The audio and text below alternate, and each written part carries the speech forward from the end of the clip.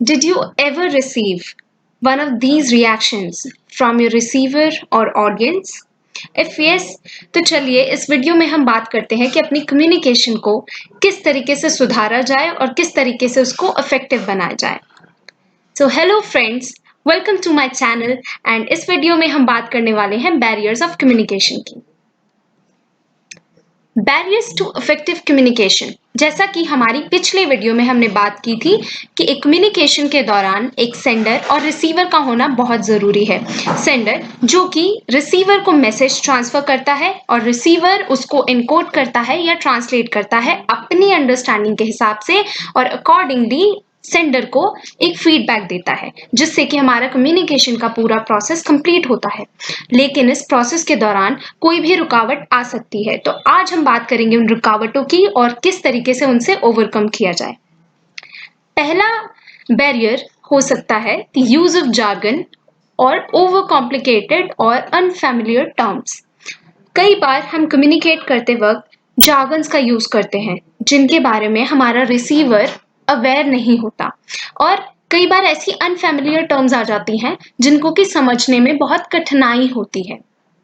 इसी दौरान हमारा कम्युनिकेशन का प्रोसेस जो है वो कहीं ना कहीं रुकावटें क्रिएट करने लग जाता है और रिसीवर को समझने में मुश्किलें आती हैं। दूसरा बैरियर हो सकता है emotional barriers. Emotional barrier can be कि अगर कोई सेंडर किसी भी टॉपिक पर बात कर रहा हो और रिसीवर जो है उसके बारे में काफ़ी इमोशनली अटैच है। हम एक एग्जांपल दे सकते हैं किसी भी रिलीजियस टॉपिक का। सेंडर जो है वो किसी रिलीजियस टॉपिक के बारे में बहुत एंथुजियास्टिकली बात कर रहा है, लेकिन रिसीवर को उस पर्टिकुलर टॉपिक से काफ़ी वो इमोशनली अटैच है, जिसकी वजह से वो उसका सही मैसेज इंटरप्रेट नहीं कर पा रहा है। तो this can be another barrier. Third can be lack of attention, interest, distractions और irrelevance to the receiver। कई बार होता है कि हमारा अटेंशन नहीं होता पूरी तरीके से मैसेज को सुनने में या उसको डिकोड करने में, या कई बार हम किसी टॉपिक के बारे में ऑलरेडी इतना अवेयर होते हैं कि वो हमारे लिए इररिलेवेंट होता है, हम उसको सुनना ही नहीं चाहते, हमारा इंटरेस्ट ही नहीं होता उस चीज़ को सुनने में। तो ये भी एक बैरियर है। नेक्स्ट है differences in perception and view point.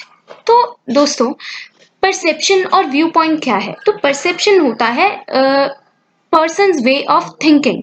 आप किस तरीके से किसी चीज़ के बारे में सोचते हैं। जैसे कि एक बहुत ही कॉमन एग्जाम्पल है कि आपको क्या लगता है किसी चीज़ के बारे में, आप किस तरीके से सोचते हैं। तो आपका जो भी कल्चरल अपब्रिंगिंग है या जिस तरीके से भी आपको आपके अंदर वो चीज़ें डाली गई हैं माइंड में, तो आप उस तरीके से किसी भी क्वेश्चन का आंसर करेंगे। जबकि व्यू पॉइंट होता है कि आप एक पर्टिकुलर सिचुएशन को फेस कर रहे हैं और फिर फैक्ट्स के हिसाब से आपने जज किया कि आप सामने से देख क्या रहे हैं। उसमें आपका कल्चरल इन्फ्लुएंस नहीं होता या फिर आपका पहले से जो माइंड में है वो इन्फ्लुएंस नहीं करता। आपका व्यू पॉइंट अपना व्यू पॉइंट होता है, अपना नज़रिया होता है। तो ये भी कई बार किसी मैसेज को इनकोड करने में एक बैरियर क्रिएट कर सकते हैं।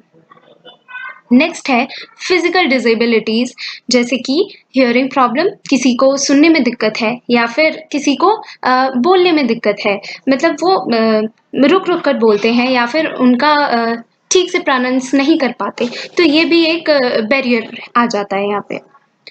नेक्स्ट हो सकता है physical barrier to non verbal communication. Non verbal communication के बारे में हमने बताया था कि ये बॉडी लैंग्वेज के द्वारा की जाती है। तो फिजिकल बैरियर्स कैन बी कि आपके किसी बॉडी पार्ट में कोई प्रॉब्लम है, तो आप बेसिकली इसको कन्वे किया जाता है फेशियल एक्सप्रेशन से या फिर बॉडी लैंग्वेज आपके जेस्चर्स से। तो अगर आप कहीं किसी भी तरीके से फिजिकली हैंडीकैप्ड हैं तो आप इसको कम्युनिकेट नहीं कर पाएंगे। नेक्स्ट है language differences and cultural differences. Obviously अगर लैंग्वेज में डिफरेंसेस हैं या फिर कोई भी कल्चरल डिफरेंस है, तो आप बहुत मुश्किल आ सकती है आपको कोई भी मैसेज कन्वे करने में। क्योंकि एक सिंपल सी लैंग्वेज में अगर आप हिंदी में बात कर रहे हैं, कोई इंग्लिश में बात कर रहा है, तो ऑब्वियसली अगर आप इंग्लिश नहीं समझते हैं, सामने वाला हिंदी नहीं समझता है, तो आपको दिक्कत आएंगी। नेक्स्ट है expectations and prejudices which may lead to false assumptions और stereotyping। तो आप किसी कि आप किसी ऐसी जगह पे गए जहाँ पे कि स्पीकर बोल रहा है, कन्वे कर रहा है किसी चीज़ को, किसी टॉपिक पे वो बात करना चाह रहा है और आपने पहले से ही अपने दिमाग में कुछ ऐसी धारणाएँ ले ली हैं कि अगर इस टॉपिक के बारे में चर्चा होने वाली है, तो ये कुछ ऐसे पॉइंट्स हैं जिनके बारे में बात होनी ही चाहिए। लेकिन जब आप वहाँ पर गए, तो आपने देखा कि सिनेरियो बिल्कुल ही अलग है। तो आपने जो दिमाग में पहले से सोचा हुआ था और जो स्पीकर बोल रहा है, बोथ आर डिफरेंट। तो ये लीड करता है बैरियर में, कम्युनिकेशन में बैरियर क्रिएट करता है। तो चलिए अब बात करते हैं barriers to communication by category. यहाँ पर हम बात करेंगे कि कौन-कौन सी कैटेगरीज में डिवाइड कर दिया गया है कम्युनिकेशन के रुकावटों को। तो पहला है लैंग्वेज बैरियर। लैंग्वेज बैरियर कुछ भी हो सकता है। लाइक इस पिक्चर में जैसे आप देखकर समझ सकते हैं कि हम हेलो को कितने अलग-अलग भाषाओं में कितने तरीके से कह रहे हैं, जिसमें कि आपको समझने में दिक्कत हो सकती है अगर आप उस पर्टिकुलर भाषा से अवेयर नहीं है तो। नेक्स्ट है साइकोलॉजिकल बैरियर। इस पिक्चर में ऐसा दिखाया गया है कि एक पर्सन जो कि लेफ्ट में है, वो काफ़ी उसने सूट वगैरह पहना हुआ है एंड ही इज़ थिंकिंग कि उसके सामने खड़ा आदमी जो कि शायद बहुत ही नॉर्मल कपड़ों में है, वो उसके जितना या उसके लेवल को कम्पीट नहीं कर रहा है। तो अगर वो एक तरफ बहुत ही एजुकेटेड हो सकता है या फिर उससे ज़्यादा एजुकेटेड हो सकता है, लेकिन वो सुनेगा ही नहीं because he is already thinking कि वो कहीं न कहीं ज़्यादा सुपीरियर है अपने सामने वाले से। तो ये एक बहुत बड़ा बैरियर आ जाता है कम्युनिकेशन में। नेक्स्ट है फिजियोलॉजिकल बैरियर। तो फिजियोलॉजिकल बैरियर में हम बात करते हैं रिसीवर के फिजिकल स्टेट की कि कहीं किसी रिसीवर के हियरिंग में प्रॉब्लम तो नहीं है या फिर कॉन्वर्सेशन में दिक्कत नहीं है या फिर अगर हम कभी कोई मैसेज कम्युनिकेट कर रहे हैं तो बैकग्राउंड में नॉइस की वजह से भी कम्युनिकेशन मैसेज जो है कम्युनिकेटर तक नहीं पहुंच पाता। नेक्स्ट है फिजिकल बैरियर्स। फिजिकल बैरियर्स हो सकते हैं geographic distance between the sender and the receiver। Communication generally बहुत आसान होता है जब हम फेस टू फेस बात करते हैं या फिर डिस्टेंस कम हो। कई बार टेक्नोलॉजी हालांकि टेक्नोलॉजी ने इसको काफ़ी इजी बना दिया है, लेकिन कई बार टेक्नोलॉजी भी फेल हो जाती है कम्युनिकेट करने में जब हमें नेटवर्क इश्यूज झेलने पड़ते हैं या फिर कुछ ऐसी चीज़ें। तो ये फिजिकल बैरियर में काउंट होता है। नेक्स्ट हम बात करेंगे एटीट्यूडनल बैरियर की। एटीट्यूड बहुत पुअर मैनेजमेंट के कारण देखा जाता है, जैसे कि अगर रिसीवर और सेंडर में पर्सनालिटी कॉन्फ्लिक्ट्स हो। रिसीवर जो है वो सेंडर को पसंद ही नहीं करता या फिर लैक ऑफ मोटिवेशन हो कि मुझे तो सुनना ही नहीं है।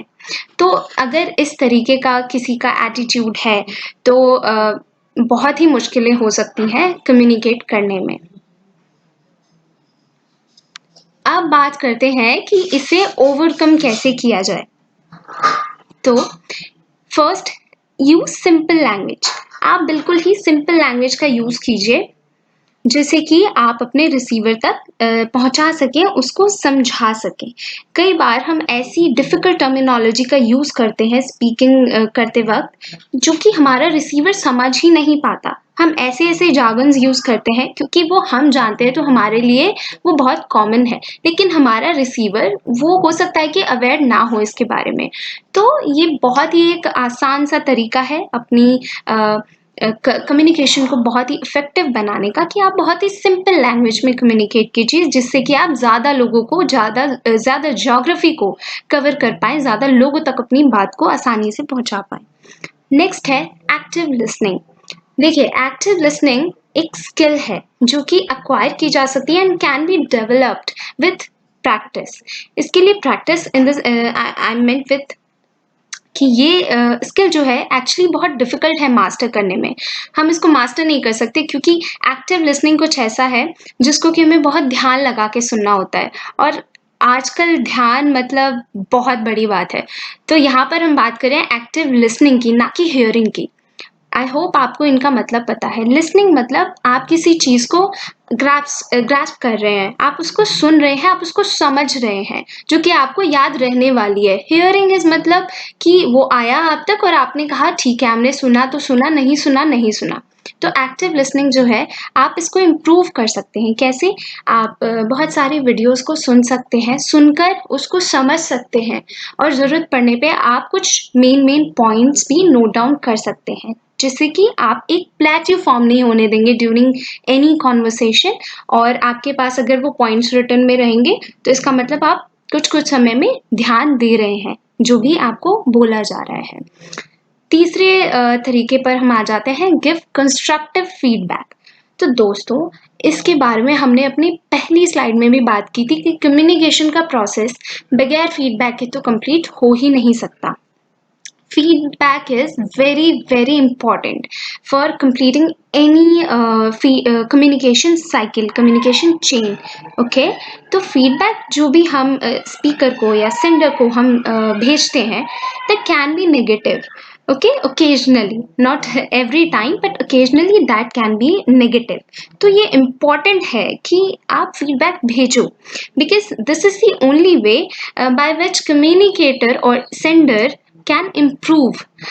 तो ये बहुत ज़रूरी है और ये स्पीकर की एबिलिटी को भी इम्प्रूव करने में काफ़ी हेल्प करता है। तो आई होप आप ये तीनों प्रैक्टिसेस जो हैं अपनी लाइफ में अप्लाई करने वाले हैं और इससे आपको फ़ायदा भी ज़रूर होगा। I am very sure about it. तो आज के लिए कम्युनिकेशन की लिस्ट में सिर्फ इतना ही। Wish you all very good luck and thank you so much for watching this video. Please don't forget to subscribe the channel. Thank you.